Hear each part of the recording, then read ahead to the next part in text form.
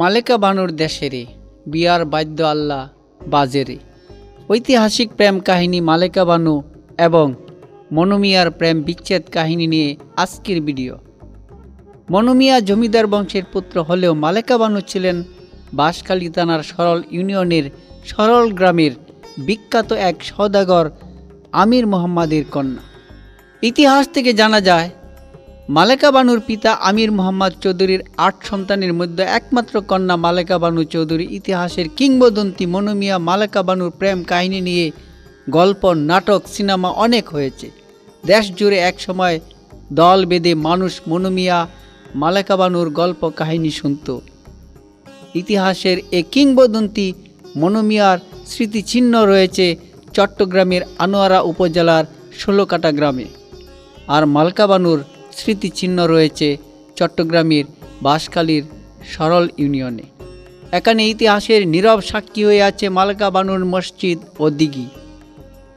প্রায় 300 বছর আগে মনু মিয়ার পিতা শের মস্কা ছিলেন দিল্লির সম্রাট শাহজাহানের পুত্র, বাংলার নবাব শাহ সুজার প্রধান সেনাপতি। পরবর্তীতে আরাকান রাজ্যের অধীন রামুর চাকমা কুলের রাজা ছিলেন এই শের মস্কা। তিনি আনোয়ারা উপজেলার 16 কাটা গ্রামে বসবাস করতেন। এরই সূত্র ধরে মনু মিয়া মালেকা বানুর বসবাস হয় এই গ্রামে। শের মস্কার একমাত্র পুত্র ছিলেন মনু মিয়া। 1760 খ্রিস্টাব্দে রাজকীয় ফরমানমূলে ইস্ট ইন্ডিয়া কোম্পানির হাতে চলে যায় চট্টগ্রাম। তারও বহু বছর আগে শের মস্কা আরাকান রাজ্যের অধীন সমুদ্র, পাহাড়, লাল সবুজ টিলা আর পর্বতঘেরা দিহাং রাজ্য তথা বর্তমান আনোয়ারার পশ্চিম 16 কাটা গ্রামে এসে বসতি শুরু করেন। মনু মিয়ার পিতা শের মস্কা এতই প্রভাবশালী ছিলেন যে রামু থেকে চকুরিয়া, বাঁশখালী, সাতকানিয়া এবং আনোয়ারা পর্যন্ত বিশাল ভূসম্পদের অধিকারী ছিলেন তিনি।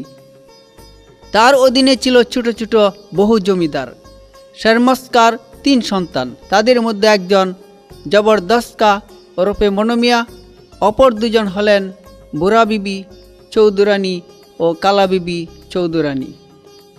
পিতার মৃত্যুর পর বিশাল জমিদারির দায়িত্বভার গ্রহণ করেন শের মস্কার একমাত্র পুত্র মনু মিয়া।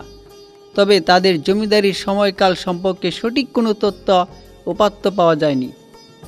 তবে আনোয়ারা উপজেলার পশ্চিম 16 কাটা গ্রামে মনু মিয়ার রাজপ্রাসাদ ছিল। এটি প্রায় 3 থেকে 350 বছর আগের ইতিহাস। এখন মনু মিয়ার বিশাল এই বসত ভিটায় কোনো রাজপ্রাসাদ নেই। কালের পরিক্রমায় এখানে গড়ে উঠেছে পাকা, কাঁচা, পাকা, ছোট বড় অসংখ্য বসতি। তবে তার এই বসত ভিটা এবং বিশাল এলাকা জুড়ে বহু স্মৃতিচিহ্ন আজও কালের সাক্ষী হয়ে আছে। বসত ভিটায় সামান্য এবং পিছনে তৎকালীন নির্মিত দীর্ঘ প্রাচীরের অস্তিত্ব আজও বর্তমান। পুরা মাটির তৈরি বিশেষ ধরনের ইট দিয়ে তৈরি প্রাচীরের ধ্বংসাবশেষ এখনও চোখে পড়ে। 1 ইঞ্চি মোটা এবং 5 থেকে 6 ইঞ্চি চড়া এ ধরনের ইট মুঘল আমল কিংবা তারও আগের সময়কার বিভিন্ন স্থাপনায় দেখতে পাওয়া যায়। মনু মিয়ার বসত ভিটার চারপাশে প্রায় 1.5 থেকে 2 হাত চড়া উঁচু প্রাচীরের অস্তিত্ব আজ থেকে 20-25 বছর আগেও ছিল, কিন্তু রক্ষণাবেক্ষণের অভাবে ধীরে ধীরে সব হারিয়ে যেতে বসেছে। এছাড়া উল্লেখযোগ্য স্মৃতিচিহ্নের মধ্যে মনু মিয়ার বসত ভিটা থেকে মাত্র 300 গজ সামনে রয়েছে মনু মিয়ার দিঘি। মনু মিয়ার দিঘি নামের প্রকাণ্ড এক দিঘি, সবুজ বৃক্ষরাজি পরিবেষ্টিত বিশাল এই দিঘিটি আজও পর্যটক এবং পথচারীদের নজরকারী। দিঘির পশ্চিম পাশে আজও ঠায় দাঁড়িয়ে আছে মনু মিয়ার বিখ্যাত মসজিদ। মসজিদটির পরিসর ছোট হলেও এর দৃষ্টিনন্দন স্থাপত্য শৈলী এবং পরিবেশ অপূর্ব। প্রায় 350 বছরের পুরনো মসজিদটি আজও সম্পূর্ণ অক্ষত অবস্থায় রয়েছে। ইতিহাস থেকে জানা যায় জমিদার হিসেবে পিতা শের মস্কার চেয়েও অধিক প্রভাবশালী ছিলেন মনু মিয়া। তিনি এতই শক্তিধর জমিদার ছিলেন যে যুদ্ধে ব্যবহৃত মুঘল আমলের শক্তিশালী কামান পর্যন্ত তার সমরাস্ত্র ভাণ্ডারে মজুদ ছিল। প্রায় 300 বছর পর এর প্রমাণও মিলেছে। মনু মিয়ার ঐতিহাসিক রাজবাড়ির সামনে এবং পিছনে 2টি বিশাল ফাঁকা গেট ছিল। 2 গেটে বসানো ছিল মস্ত বড় 2টি কামান। খুব সম্ভবত দিয়াং বন্দরে পর্তুগিজ জলদস্যুদের হামলা এবং বহিঃশক্তির আক্রমণ থেকে রক্ষা পাওয়ার জন্য এই প্রতিরক্ষা ব্যবস্থা। 1980 সালে মনু মিয়ার রাজবাড়ির পিছনে গেটের ধ্বংসস্তূপের নিচে তলিয়ে যাওয়ার প্রায় 7 মণ ওজনের একটি কামান উদ্ধার করা হয়। খবর পেয়ে বাংলাদেশ নৌবাহিনী কামানটি নিয়ে যায়। বর্তমানে কামানটি নৌবাহিনীর হেফাজতে রয়েছে। মনু মিয়ার জমিদার বংশের পুত্র হলেও মালাকা বানু ছিলেন বাঁশখালী থানার সরলা গ্রামের বিখ্যাত এক সওদাগর আমির মোহাম্মদের কন্যা। ইতিহাস থেকে জানা যায় মালকা বানুর পিতা আমির মোহাম্মদ চৌধুরীর 8 সন্তানের মধ্যে একমাত্র কন্যা মালকা বানু চৌধুরী। মনু মিয়া একদিন পাইক পেয়াদা সঙ্গে নিয়ে জমিদারি তদারকিতে বাঁশখালীর সরলা গ্রামের সওদাগর বাড়িতে পৌঁছে সাময়িক বিশ্রাম নেন। এ সময় মনু মিয়ার নজরে পড়ে অনিন্দ সুন্দরী সওদাগর কন্যা মালকা বানুর। মালকা তখন কাজীর মক্তবে অধ্যয়নরত। ওখানেই মনু মিয়া এবং মালকা বানুর আকির মিলন ঘটে। তখন থেকেই মালকা বানুর প্রেমে পড়েন মনু মিয়া। এরপর প্রেমের টানে মনু বারবার ছুটে যেতেন মালকা বানুর বাড়িতে। অবশেষে কাজীর মাধ্যমে মালকার বাবার কাছে আনুষ্ঠানিকভাবে বিয়ের প্রস্তাব দিলেন মনু। মালকার বাবা সওদাগর রাজি হলেও বিয়েতে মালকা রাজি ছিলেন না। কারণ হিসাবে মালকা মনুকে বলেছিলেন সাম্পান যুগে নদী পার হতে তার ভয় করে, কারণ শঙ্খ নদীর এপারে মনু মিয়ার বাড়ি, ওপারে মালাকার বাড়ি। কাজেই বধূ সেজে মনু মিয়ার বাড়ি যেতে হলে উত্তাল শঙ্খ নদী পাড়ি দিতে হবে। মালাকার মুখে একথা শুনে মনু মিয়া স্থির করলেন শঙ্খের বুকে বাঁধ নির্মাণ করবেন। যেমন চিন্তা তেমন কাজ।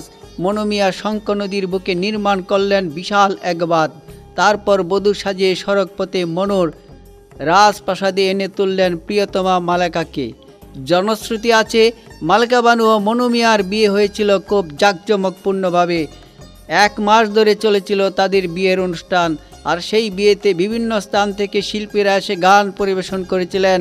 তার মধ্যে মালকা বানুর দেশেরই বিয়ার বাদ্য আল্লাহ বাজেরি, মালকা বানুর সাত ভাই, অবাজ্ঞা মনু মিয়ার কেহ নাই, মালেকার বিয়া হইব মনু মিয়ার সাথেরই। এই গানটি জনপ্রিয়তা পেয়েছিল, এমনকি এখনও গ্রামে গঞ্জে গানটি বেশ লোকপ্রিয়। এরকম আরও অজস্র কাহিনী রয়েছে মনু মিয়া মালকা বানুর প্রেম উপাখ্যানে। আদরের দুলারি মালকা বানুর বিয়ের পর নিঃসঙ্গ পিতা আমির মোহাম্মদ কন্যার স্মরণে বাঁশখালীর সরলে নির্মাণ করেন একটি মসজিদ ও দিঘি, যা মালকা বানুর মসজিদ ও দিঘি নামে পরিচিত। মসজিদটি কালের সাক্ষী হয়ে এখনও টিকে আছে। মসজিদের গায়ে পার্সি ভাষায় একটি শিলালিপিও রয়েছে। সম্মানিত সুধী, মালকা বানু এবং মনু মিয়ার রোমান্টিক ঐতিহাসিক প্রেম কাহিনীর সামান্যতম ভিডিও চিত্র নিউজ 4 বিডি চ্যানেলের পক্ষ থেকে আপনাদেরকে স্বাগতম। পরবর্তী ভিডিও দেখতে চ্যানেলটির সাথেই থাকবেন। ধন্যবাদ, ভালো থাকবেন।